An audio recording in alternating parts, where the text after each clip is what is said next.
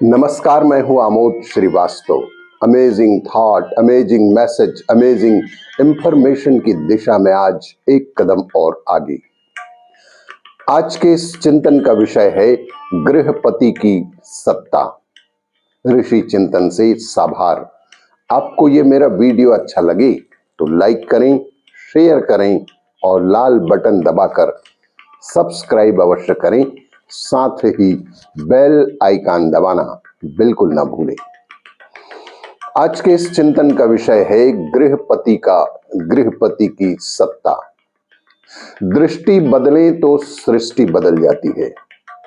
अशुभ कर्मों का संपादन और देह का जड़ अभियान ही मनुष्य को छोटा बनाए हुए है। शुभ अशुभ कर्मों के फल स्वरूप सुख दुख का भोक्ता न होने पर भी आत्मा मोहवश होकर दुख भोगती है कि मैं देह हूं, मुझे सारे अधिकार मिलने ही चाहिए।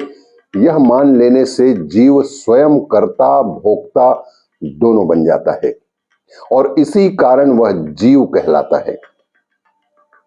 जब तक वह इतनी सी सीमा में रहता है तब तक उसकी शक्ति भी उतनी ही तुच्छ और संकुचित बनी रहती है।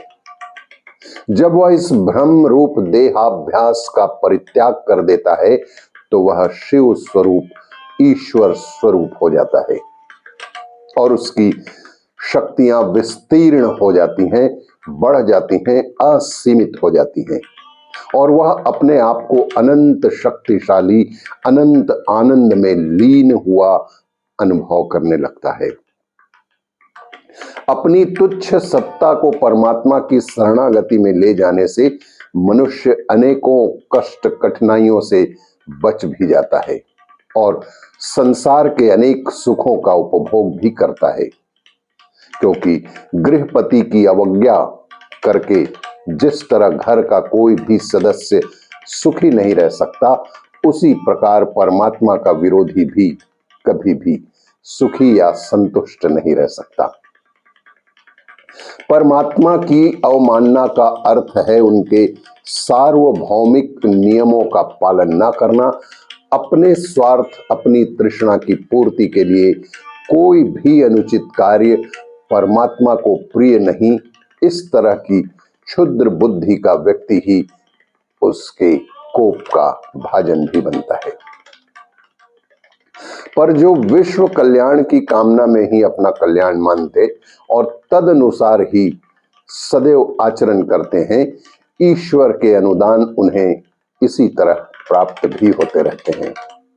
जैसे कोई पिता अपने सदाचारी, आज्ञा पालक और सेवा भावी पुत्र को ही अपने सुख सुविधाओं का अधिकांश भाग भी सौंपता ही रहता है। पापों का नाश हुए बिना, इंद्रियों का दमन किए बिना अंतःकरण की शुद्धि नहीं होती। जी हाँ, पापों का नाश हुए बिना, इंद्रियों का दमन किए बिना अंतःकरण की शुद्धि नहीं ही हो सकती। संसार में रहते हुए मनुष्य कर्मों से भी छुटकारा नहीं प्राप्त कर सकता। अतः निष्काम कर्म योग परमात्मा की प्राप्ति और सांसारिक सुखोपभोग का सबसे सुंदर और समन्वय युक्त धर्म है।